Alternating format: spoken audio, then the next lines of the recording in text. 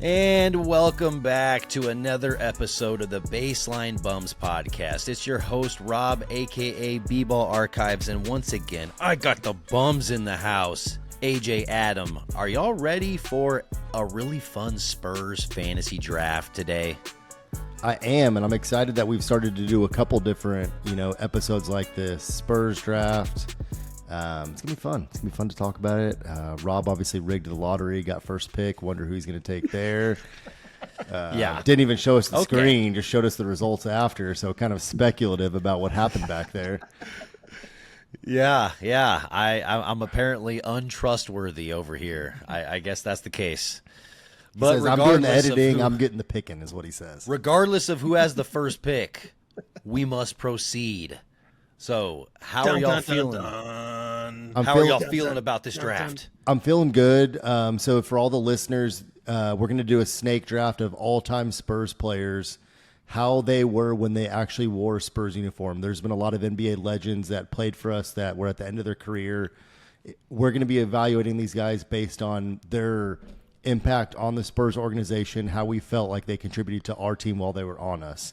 Also, at the end of this, we are going to go into a little bit and talk some WNBA, actually. Go into some Caitlin Clark, a little bit of Angel Reese, talk about that. So stick around if that's something you're interested. But for now, Spurs draft. Yes. Let's get down to it. Yeah. All right. Well, I got the first overall pick. The NBA is the ding, ding, ding, ding, ding, ding, ding. Whatever. I don't know how they do it. It was better in my head. Oh, you're saying? Oh, yeah. I know what you mean. I hear the sound. With I the hear the first sound in my head. pick in the Spurs NBA draft all time, Robert Moore is on the clock. I just disclosed last name. Look him up, folks. It's Tim Duncan. We'll believe it. No way. You're going Tim first? It's Himothy. I'm going Himothy. We all know why. He's the Spurs GOAT. It would be stupid not to. He's going to be my starting power forward. Okay. That's fair. All right, AJ, you're up next. Well, with the second pick in the draft, I will select Victor Wembanyama. Yes. Ooh. Yes. Give me who I want. All right. That was a little bit of a shocker. All right. Well, if you listen to our last episode of our all-time 16 moments, AJ and you both picked the winning the lottery and getting Victor as a more important than David. And I argued that, and I get to argue it again, baby. Yeah, and I get David Robinson at the 3. Let's think about this for a second. Wemby's great, and I love him. I've got a jersey of his hanging in my closet, but David Robinson won an MVP for us. He had a quadruple-double. He was a 2-time champion for us, even if one of them was past his prime, well past his prime. But I get an MVP at the 3rd pick, about just a sounding block for my team at center and David Robinson. And the greatest thing is I'm still on the clock, and I get to turn right around. And I get to get a scoring leader, an NBA scoring leader, and George Gervin at the 3. Oh. So I've got D-Rob and Gervin just real nice right now, and I'm feeling great about it. Okay. Are you wanting him to be shooting guard or small forward? You know what? Actually, I'm going to put him at shooting guard. Thank you, because I know I'm about to snipe someone in the 3rd round. I'm going to put him at shooting guard. Okay. Ooh. That's a solid pick right there. Yeah, it's good. It's fine. Well, it's just George Gervin was the foundation of the Spurs. Whenever like we said on a previous episode, whenever we brought him over from the Virginia Squires for a briefcase full of cash and Red McComb's gangster as hell move, dude, that was the backbone of what we became. Yeah, all NBA type player. I mean, to get him there, yeah. I'm real happy. I got a scorer. I got another scorer and a great rebounder. I got a leader. I'm excited. And I'm excited to see what AJ does here. Yeah, because it's a tough one. I honestly don't know who I want to be paired up with Wemby, to be honest with you. But if I'm going to keep up with you guys, I need to have some pretty sound defense. So I'm going to go with Kawhi Leonard. No, wow. Judas, you traitor. I am going with Judas. Expand upon this a little bit for us, AJ, please. Well, yeah, no. Well, dude, when he was with us, he was fantastic. I mean, he was finals MVP for God's sakes. So yeah, I mean, when he was with us, he was at his peak. Like he did the same. He got the Raptors a championship, but since then, I still think we got the best we're ever going to see Kawhi Leonard play. Wow, Rob's picks are about to be really, really easy, and I don't like it at all. I mean, I gotta go Tony Parker right away. Like, I mean, he's the best point guard in Spurs history, and just the chemistry that we all know that he has with Tim Duncan. I think it would be stupid for me not to pick him. So I'm going TP. Who you getting on the turn? You know what? Let me just get Manu. Let me just go ahead and get Manu, just so I can have the big three. I mean, at that point, I'm just going to create the Holy Trinity. Give me all of the Infinity Stones. I'm just going to be Thanos over here. I don't know how AJ does that. I don't know how AJ passes on either Tony Parker or Manu there and sets you up to get the big three that was responsible in part for 4 of our ships. All 3 of them won 4 together, and now I'm in shambles. And I was praying that maybe. Oh, you're back on the clock, AJ. Yeah, you need to stop talking. Shit, I forgot you were on the clock. Yeah, it's my turn, and again, you're trying to leapfrog me. So let's pump the brakes. Damn it. Maybe take some notes because you're clearly not keeping up with the draft. Okay. I think we need to get like someone out here, maybe Michelle Beadle, to help us out with this. Yeah, you got Wemby and Kawhi. Who do you want to pair with those two? You're fucked. No, give me Alvin Robinson. Okay. Well, the thing is, you said Robinson, and we're going to have to look a little bit deeper on who Robertson, that is. Sorry. Okay. Spurs retired jersey. Okay. Yeah. I mean, that's a solid option at shooting guard. I mean, he's the only guard in NBA history to get a quadruple double, all defensive team type of guy, pretty much his whole career. And the 5 years he played in San Antonio, he averaged about 3 steals a game, which is insane. Yeah, that's big. It's a great defensive pick. Okay. Yeah, AJ's defense is ridiculous with Wemby, Kawhi, and Alvin Robertson. Yeah, he's locking you down over there, actually. Still don't have anyone that can guard the Admiral. Sorry, Tim. Just kidding. Tim can't do it. But the daisies are out, not the daisies are out, not the lilies or whatever we said. All right, so It was the gnome. It was the gnome. It was the gnome. I like what was just set up for me here. I'm also going to go defense, but I'm gonna get a big winner for us. I'm gonna lock up Bruce Bowen as just a glue guy at my 3. Right, one of the best defenders in the history of our organization. His jersey is also in the rafters, so I'm gonna go get Bruce Bowen with my first, and then I'm gonna get another guy who was an all-star whenever he played for us. Now he unfortunately is no longer with us. Kind of had a rude leave and didn't go on the best terms, but I'm going to come back and I'm going to get DeJounte Murray. And I'm just going to have a really, really good defender. I got a good score. I really like the balance of my roster so far, getting those 2 guys. Yeah, those are 2 good defensive-minded players, so I think overall that sets you up a little bit. I still think you have some holes, so well, I have power forward. We'll want to address that. I have a power forward to fill, and we'll see what falls to me. Yeah, we'll see what you get. My power forward pick in this awesome Spurs draft is none other than the worm, Dennis Rodman. Okay. Put him at my 4 next to Wemby. We are here all day. Are you going for just like 4 guys that are all-time defenders, or what are we thinking over there? I'm thinking this is going to be a fun team to watch. Wait till you get my point guard. That's ridiculous. I love it, though. I love it. Yeah, this is fun. All right. Okay. So the next one we should do non-starters. Hey, just like bench that. players? Yeah. It would be really, really insane how deep we would have to go into Spurs knowledge. So like I think that would be really, really fun. Okay, so I'm up. I need a center and I need a small forward. I'm gonna take a guy that was an absolute bucket for us. I'm gonna take LaMarcus Aldridge and play him at my center. I think he could easily do that. You know, just a high-low with Tim Duncan. Yeah, that makes a lot of sense to me. Nice pick. So I'm gonna They pick did play well together. LA at my center, and then since I have back-to-back picks, I think I'm gonna go ahead and take. You know what? Dang, this is really tough for me because there's a couple of guys I really want at that small forward position, but I'm going to take Sean Elliott. Good call. Nice pick.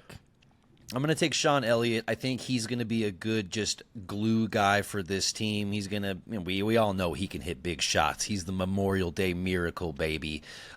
So I think that, we all know he knows how to play with Tim as well. So I think Sean makes sense right here. Rob's team is like the epitome of Spurs. It's like the foundation of guys that are just solid dudes, like in bed by 9 with their ice cream kind of guys. Like they're just sound guys. That's what I like. Tony Parker might go out a couple of nights, but like nothing crazy. So, Rob, you've got the big three, and then you've got Sean Elliott. Is that your squad so far? And LaMarcus Aldridge. Oh, so you already have 5. That's right. Okay. Yeah. And now AJ's back on the clock, and I keep forgetting that, and I'm trash. Yep. And my point guard is going to be a guy that is also retired jersey of ours, and that's Johnny Moore. Yes. Highest Johnny available Moore. player in the Rob rankings. Yeah. Well, I have him pretty high because there's a couple of things you can point to that he did very, very well. Obviously, whenever you look at facilitating, he was one of the best facilitators all throughout the 80s. In fact, whenever he matched up with Magic Johnson in, I believe it was the 81 Western Conference Finals, he out-assisted Magic Johnson when Magic Johnson was like beast mode. So, he was a really legit facilitator. So I don't really want to gloss over Johnny Moore like that. That's why I had him so high. Also, that 00 on that old school San Antonio jersey is crispy. Oh yeah. So am I allowed to play a small ball lineup in honor of the new way of NBA of small ball lineups? You're able to do whatever you want to. Okay, then I'm going just to gonna go. lose. I'm going to go another new age guy, and I'm going to pick DeMar DeRozan. So, played for us for several years, was our best player probably for a few of those years, bucket getter, all-star, potential Hall of Famer, played for us long enough and did kind of get us into the, didn't accomplish a lot with us, but who's going to complain about having DeMar DeRozan in their lineup all time? I mean, that's So you're going to move Bruce to the 4? Yeah, I think I'm gonna have to move Bruce to the 4, and he's gonna be just tormenting guys and getting absolutely cooked by Tim Duncan whenever he plays. I want to see that matchup between Rodman and Bruce Bowen. Yeah, they're gonna be kicking each other in the face. Wally Zerbiak's gonna be in attendance to that. All right, then I'm still on the UFC clock. match. I'm still on the clock here, and you know what? We need a guy to really psych up the team, and we need another glue guy. A guy that can come in and get a bucket, that can fling the towel, and just a spur to his core. Would love to see him come back. He's not as high as some of these others. There's some other names that I could put above him. We're going to get Patty Mills. Just what an energy bringer to my team, right? A cheerleader of all cheerleaders. That's a great sixth man. And I love the essence of him as my sixth man. Give me Patty Mills, baby. Patty Mills for Patty Melts all day. There we go. All right, AJ. AJ's final pick. My who's the sixth sixth man? man.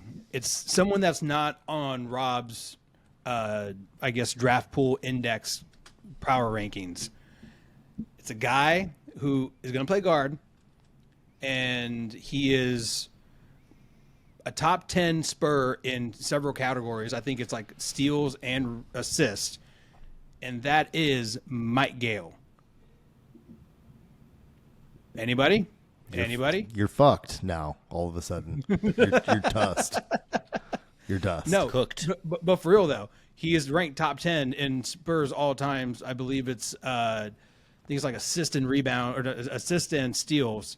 So he's a guy that's going to come in, be able to facilitate 6'4" guard. Dude, just because we weren't born in the 70s doesn't mean we can't respect it. I don't know much about him, to be honest with you. My Spurs fandom goes back to not that far, apparently. Outside of the Gervs. Hey, man, top 10 steals and assists, so I'll take it. Yeah, I think I'm going to go with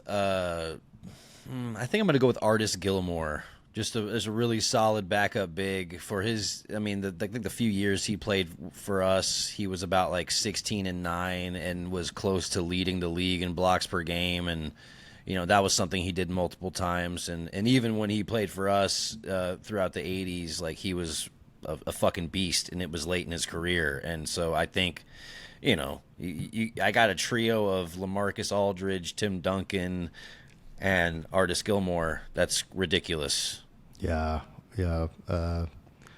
My team, my bigs, just my plethora of bigs with Bruce Bowen at the 4 and DeRozan up there playing backup 4 in some lineups, just shutting you down, dude. You're not big enough for my squad. Hey, it's okay. You have Patty Mills to wave the towel, so you'll be fine.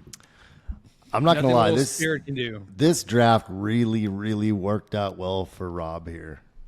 It kind of did. Not that AJ taking Kawhi is a bad pick, but I mean, we let him get the big 3. That's on you there, AJ. Yeah. I got to put that on you. Oh no, that's fine. I mean, they were good together. I mean, they accomplished a couple things, nothing crazy. So let's just shit on the big 3 real quick. Wemby, Kawhi, and Rodman. Like, I'm fighting somebody. We're here. Yeah, your defense is going to be. That's one of those where they can, crazy. They can stretch out and like from 3-point line to 3-point line, they'll be touching fingertips. I'm just bringing your guys away from the basket. We're bringing them away. Whenever Wemby wins a DPOY, which he's going to for sure win a DPOY, you will have 4 Defensive Player of the Year winners on your squad, which is absolutely nuts. We're locking it down. I think my team's getting cooked potentially. Yeah, I think you're going to get roasted by me with ease because I absolutely have the chemistry. Like, there's no way I'm losing because the team fit is there. Like, we know it works. Yeah. There's evidence. There's years. There's generations of people that have seen. There's HEB commercials that show that this is the big 3 that we know and love. Right. So, well, Rob's got a top 8 player of all time in Tim Duncan, a 5-time champion. You've got top 5 player all time. Okay. Let's keep it real. This is Spurs podcast, right? All right. 3. All right. Let's chill. Let's chill over guys. here. Definitely better than Kobe Bryant. Tag me in the comments. I can hear a conversation where somebody could rank like Tim Duncan above somebody like Kareem. I could hear the argument for it, and most people have Kareem at 3. So if that argument exists, so I don't see why it's crazy to potentially have Tim Duncan as the 3rd best player ever. Highest winning percentage, I think. Him and Manu and Tony, 3 highest winning percentages in the history of the NBA. They win games. Best organization over a 20-year span. Championships 15 years apart. 3 times Finals MVP. So many All-NBA defensive teams, All-NBA teams. Great leader. Yeah, I mean, it's definitely arguable, and it's not arguable that any Laker that played in the same era as Tim Duncan is above him in the all-time rankings either. So Rob's team, real quick, because you were the first pick. You took Tim. You got Manu. You got Tony. You're just clearing at this point. You got LaMarcus. You got Artis Gilmore. And who's your 6th? Sean Elliott is my small forward. Ninja. Wow.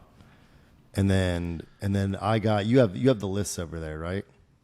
Yeah. Oh yeah. And then you've got DeJounte at your point guard, George Gervin at shooting guard. You got DeMar at your small forward. You're playing Bruce at power forward. I mean, he did lock down Dirk, so he did. He 6'8". I mean, he's putting on a little muscle, and maybe on a good day. He's 6'8" on a good day. He's pretty more like sure 6'6". No, I think if we looked up his height, it'd say 6'8" right now with ease. Stretch 4 in that corner, and then I've got the Admiral, who was just. I mean, come on. Yep. He had a prime. And you got Patty Mills. That's a little homer pick. Let's go, Patty. Yeah. There you go. Honestly, I like our squads. I don't have the newest 2K, but I'm going to get the newest 2K very soon, and I believe I can put all these players into the simulator and see what the fuck happens. Except so for I will be AJ's posting the results. Except for AJ's sixth man, probably. Maybe I may just make a better decision for him if I can't find that guy. Who's your alternate sixth man, AJ? How about we'll throw you Danny Green? I almost took him instead of Patty. I'll take James Silas. Yeah. Oh, Okay. James Silas is a good pick. I was gonna throw either him or maybe even like Avery Johnson or somebody like that. Can you say Menudo? I really should Yeah, have taken can you Johnny say Moore Menudo, over Yao? DeJounte. I think recency bias and me actually watching DeJounte play led to that. But DeJounte, while he was on our team, was an all NBA defender, first team. He was an all-star. All-star, yeah. Yeah, I mean, he did some stuff for us, and he had a couple great years. And then he was like F San Antonio and F the Spurs on his way out. So, In fairness, we traded him. We were like, hey, look, you can't get us past the Right. play, and like you're gone. Right. Yeah. It was very much like, And then he hey, gave us we're this. kind of giving up on you as well, but it's after the fact that we know that you don't want to be in San Antonio. So I feel like it was very much like a mutual breakup as much as that's not really. Yeah, not to shit on my own team, but he goes to Atlanta, and they actually get worse. And then he ends up getting Right. traded again. But he was good for us, and I'm channeling him that a lot of one these guys year. are good for us. Like Danny Green, Danny Green, Gary Neal, like those guys, Jonathan Simmons, like those guys. When they left, they got paid, but man, like You they were love not the Jonathan same. Simmons. I was gonna. Here's my next question to you guys. So we did starting five, 6-man. Who would be your 12th man? Who's not going to see the floor, but is really happy to be there? Mang Batir. Well, see, that's when I want Patty Mills. That's That- disrespectful to call him a 12th man. Shaved No. head, Patty Mills.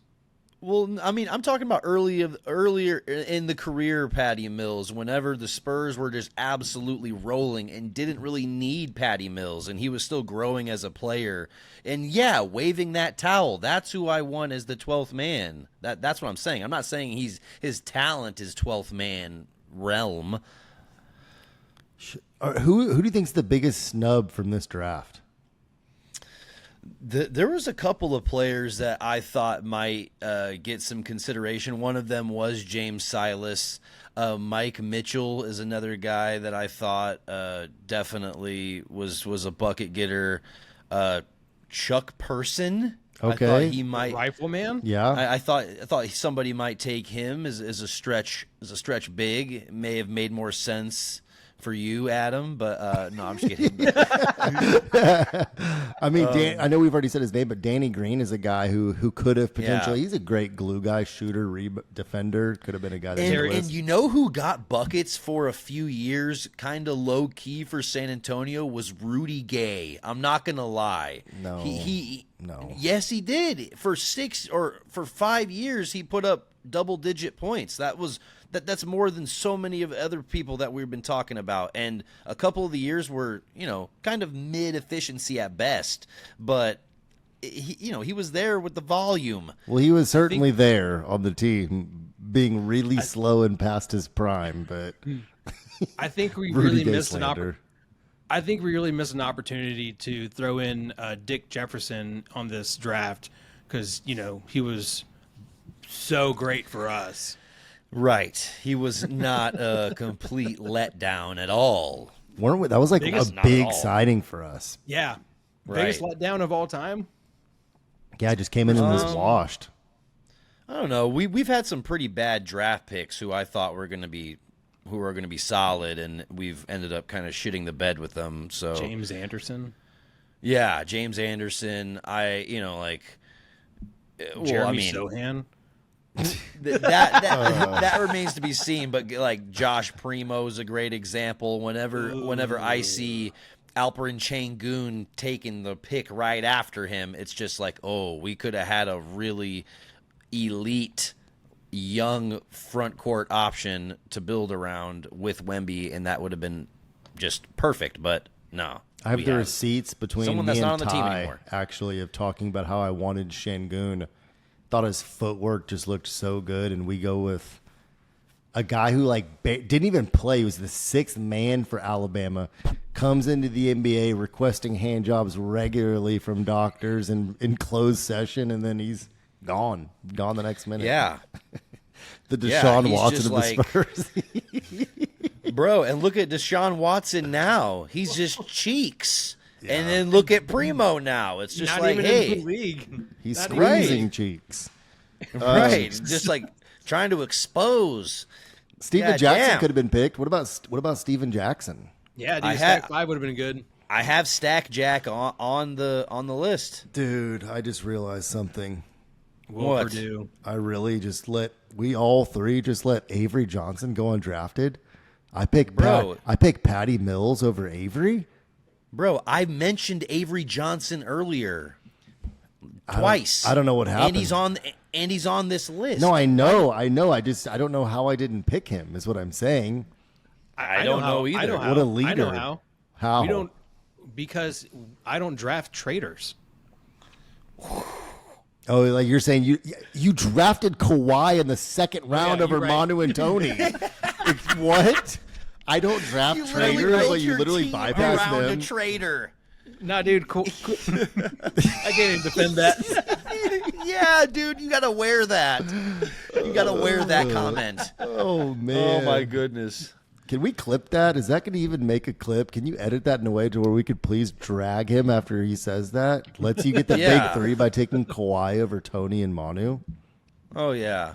We certainly will. But at the same time, I think that we all put together some pretty decent teams that they're going to be fun in the simulator. I can guarantee you. I like your squad, Rob. And I like AJ's too, what he did on defense, and I think I'm coming in last place, but D-Rob's just going to carry for me. Maybe D-Rob and Gervin, that duo is really, really solid, right? That's going to be a nasty pick and roll. I'm not against lie. my team. Yeah. Certainly has some flair, you know? Dude, Wemby's blocking the shit out of that finger roll. You've got some shot blockers. Between him and Rodman, you got some rebounding there, huh? Yeah. I got some colored hair with them, too. Dude, I wonder if Tim Duncan can play with Manu and Tony. Yeah, we're gonna have to wait to see if you got the chemistry. Yeah, I wonder if they can gel and just kind of just find a way to win games. You know, that would be really nice. I've got Pop, by the way. We got a coach. I get Pop. Who do y'all have? No, dude. I got Bob Hill. Oh man. Oh, you know what? You get Becky Hammond. No. Tim Duncan was coach for a little bit, so he's going to be player coach. Tim Duncan's 1-0. Tim Duncan's 1-0 as a coach. He's literally going to Bill Russell this shit. He's going to player coach. And you've got an announcer. You're just very holistic on this squad. Sean Allen's going to be playing with a microphone over his mouth like Usher. That'd be ridiculous. I've seen you dance to Usher. Goodness. None. What? You see me do karaoke 0. Yeah. Okay, so that was a good little draft, and I like doing these type of little episodes where we can talk about stuff. We're gonna have to figure out a next draft to kind of do like this. AJ had a very interesting idea that we'll maybe reveal in the future about players and their looks of both genders, and we'll see if we end up doing an episode about that. That could be fun for sure. That might have to be behind a paywall for us for what we're gonna say. Right. Yeah, baseline bums Subscribe to our canceled. Patreon. Yeah. Yeah, Canceled. for real. But Okay. But yeah, let's move on to some Caitlin Clark talk. We had some WNBA stuff that we want to chat about, so I feel like now is as good a time as any. Wait a second. You mean Caitlin Clark and Angel Reese talk is what you mean, right? Well, Angel Reese is out for the rest of the season. She's gonna have surgery on her wrist, so I feel like a lot of people are kind of just saying, hey, it's kind of Caitlin Clark is going to be running away with the Rookie of the Year. And not only that, but she's kind of propelling her team into the playoffs. They're 8-2 out of the last 10 games. She's putting up almost 25 points a game, over 9 assists, and her efficiency is going bonkers right now. So I think that, you know, she's playing well, and it's leading to success. It's all Caitlin right now. AJ, do you think Angel Reese, prior to her injury, had any argument to be Rookie of the Year? No, because I mean her team is kind of in the hunt, but not really. I mean, Caitlin Clark, I think, deserves to be Rookie of the Year just because the numbers she's putting up, she's making her teammates way better. Like, keep in mind, the Fever got this pick because they were the worst team last year, and now they made the playoffs. They're 8-2 since the Olympic break. Caitlin Clark just got a week or two just to like reset, and that did wonders for her and probably just her mental health and her physical health too. And then you see girls like Lexi Hull come in, and her shooting efficiency has gone out the roof. She's shooting 70% since the Olympic break, dude. That's insane, and it's because of Caitlin Clark's playmaking. And also, it's great to see how many people are going to these WNBA games, and also eyes on it too. Caitlin Clark's still getting 1 million people to watch her game, even though there's NFL football on. Like, that's wild. That is absolutely wild. And those Fever games are sold out. Tyrese Halliburton's there. Pat McAfee's going to be there. So it's a great look for the WNBA. And I think not getting on the Olympic team really lit a fire under Caitlin Clark because she's been on a monster tear. She's been killing it, dude. It's so awesome that we have two generational talents in the NBA and WNBA at the same time as rookies. Like, this is going to be an awesome moment for basketball here in the next 10 years. Agreed. And I'm going to echo sentiments of what y'all just said. Caitlin Clark undoubtedly deserved to be Rookie of the Year. It's not close. The Indiana Fever started 1-8 this year, and they are now 19-17, clinched a playoff spot, right? So you think about that. From 1-8 to 19-17, right? They've gone 18 and what's my math here? 18-9 in their last 27 games, which is impressive. Shooting 42% from the field, averaging 8 assists, almost 6 rebounds, 19 points a game on almost 9 3-point attempts.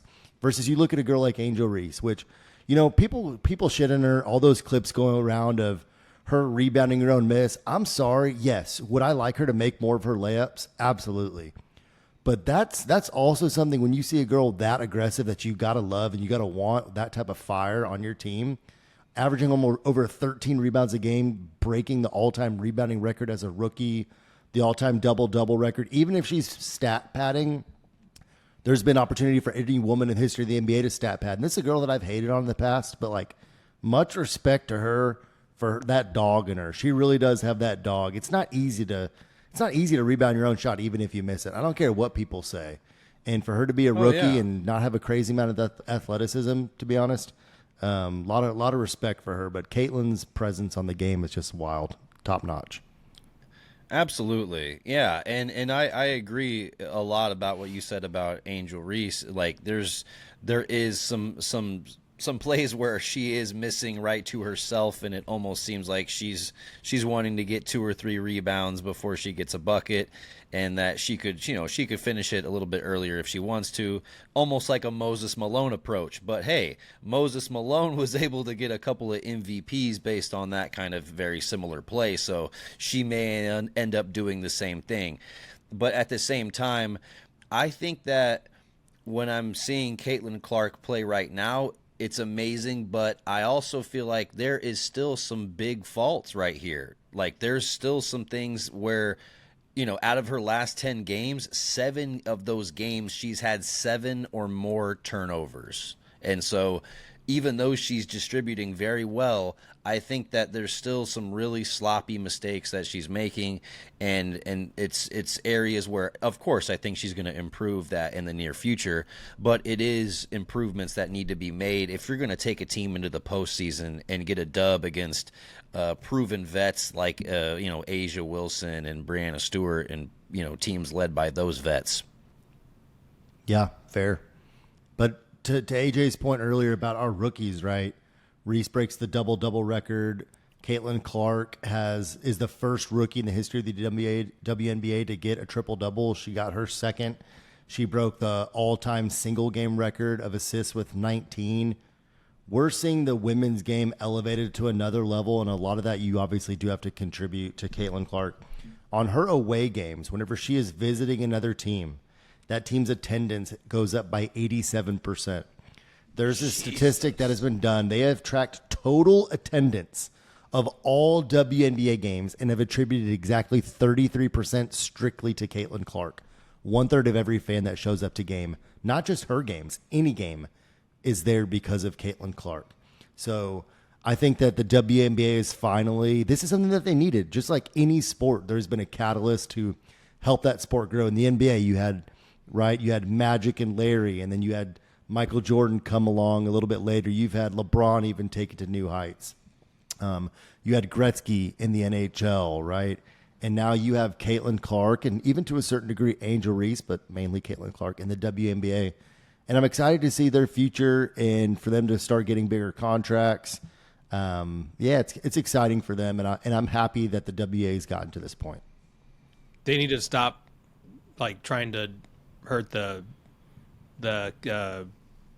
Cash cow. Best player, cash cow. Thank you, man. You're in my mind sometimes. I got you. Well, I think that's natural for a lot of the players to have a bit of jealousy. So if the trials and tribulations that generational player has to go through are gonna be tough. That's exactly what any player would expect.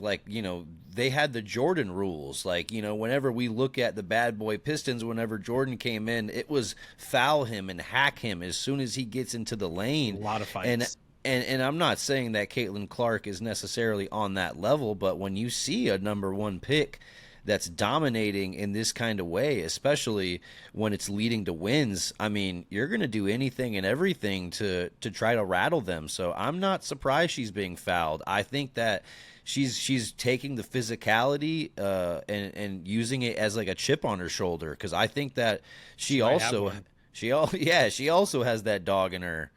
I mean, the shoe deals she's gotten. I'm sorry, go ahead, AJ. 17% of the flagrant fouls have been on Caitlin Clark. It's insane.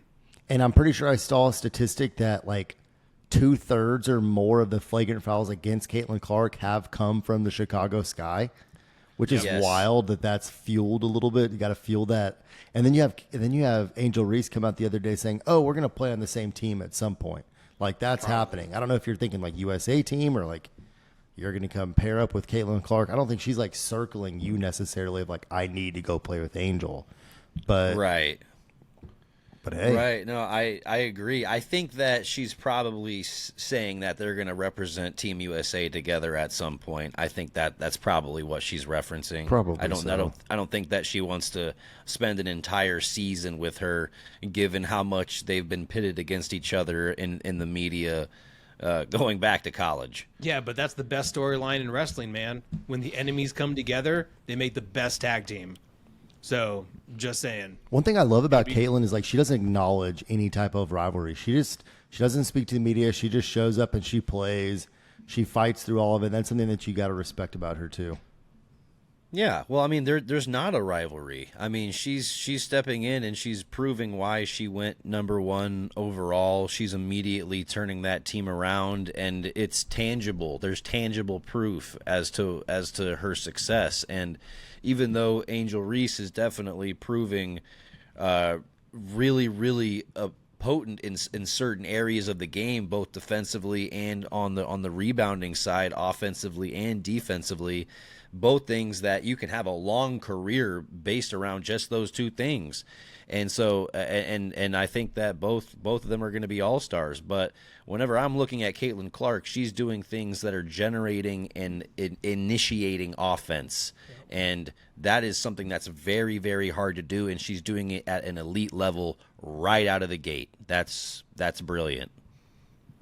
Does she have an argument for MVP? No. I think that she when I say argument or I hear argument, I always think about that list that has the MVP shares where it breaks it down to usually the top 7, 8, 9, 10 people that are being considered. And yes, she will be on that list of people, but I don't think that she's going to be top 3 or 4 on there at all. Who's up there besides? I was going to say Asia Wilson's got to be one of the top, right? There's nobody Brianna really. Stewart will be up there. Yeah. She's constantly getting buckets. Yeah, there's going to be names up there for reasons other than scoring, but I think that she's probably going to be towards the bottom of that list. If Hey, Rob, I want to get you canceled real quick. What's the score between you and Angel Reese? 1v1 right now, not even your high school prime, college prime. I think if we were to play 1-on-1 right now, I would lose. I would for sure lose. I'm out of shape. I think she'd go right around me most times.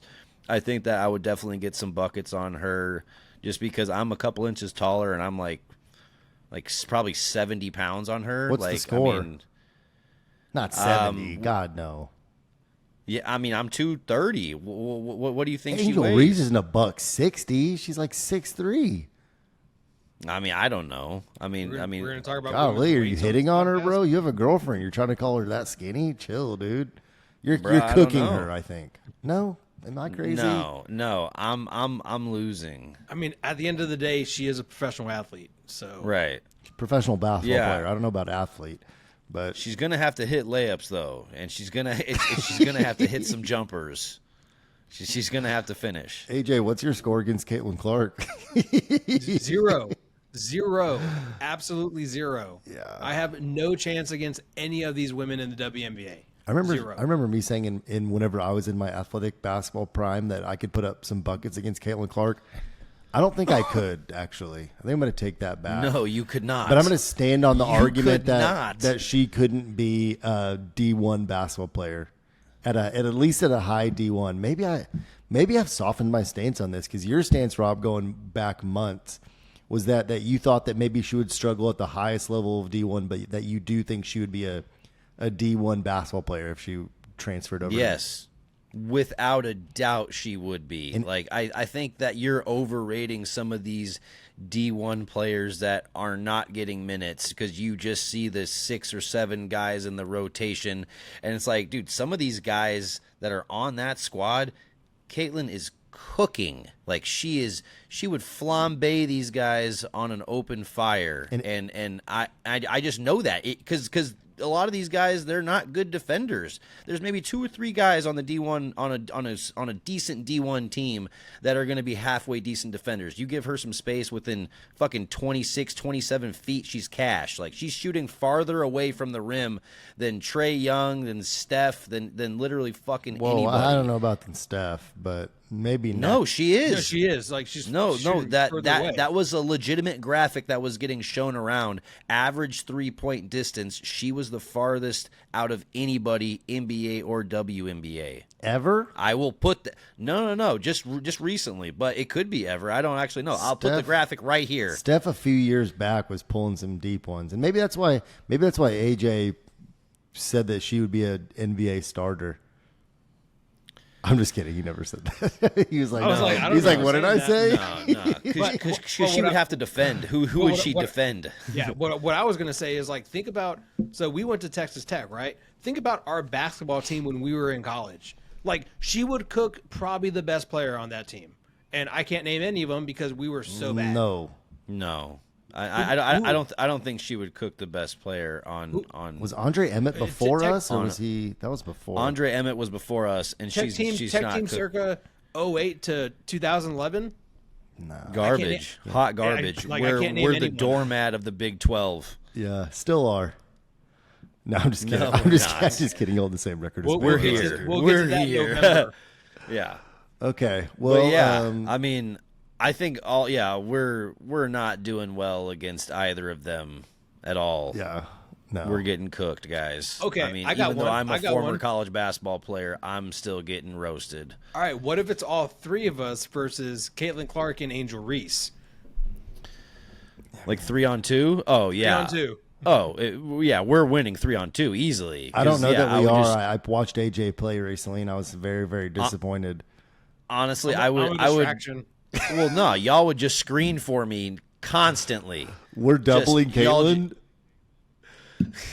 We're letting Yeah. you go. We're Doubling letting you go 1v1 with Angel, and we're doubling Caitlin and just getting very, very fatigued quickly. Yes. Yeah, no, it would be like gassed at 2-1. No, we're letting Rob guard Caitlyn, and AJ's just fouling the shit out of Angel. Yeah, and honestly, I still don't think we would win. I think it'd be close. Yeah, I don't know that we'd win either. It would be close. Currently, yeah, I don't think we're winning. In my prime, I could maybe hold my own a little bit. In a 3v2, I'm saying. In a 3v2.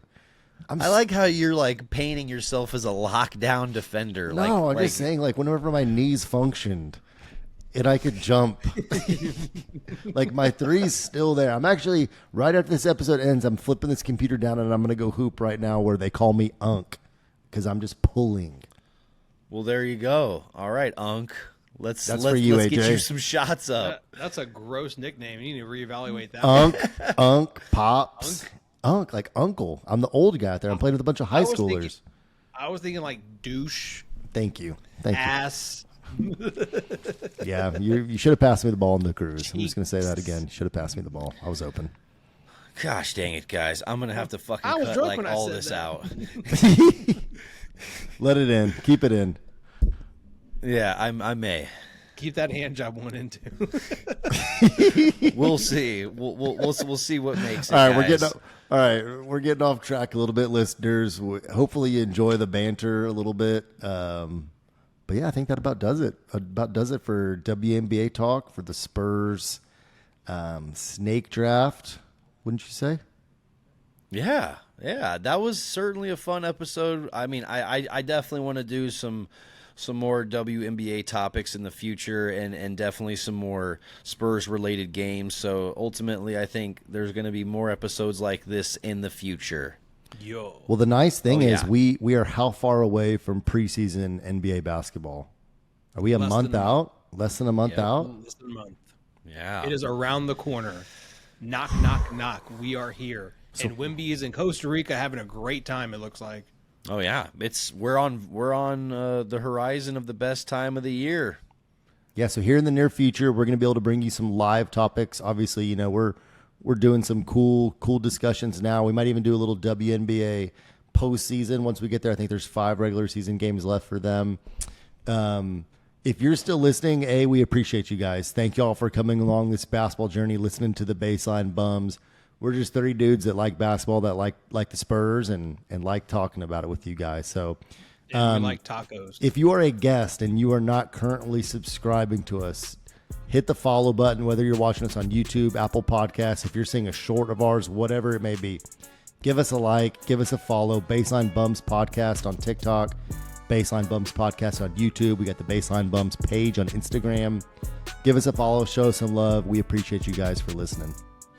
Absolutely. Well said, Adam. Yeah, give us a follow, give us likes, all the above. We appreciate the support. And as always, gentlemen, it is Go Spurs, go. go Spurs. Go.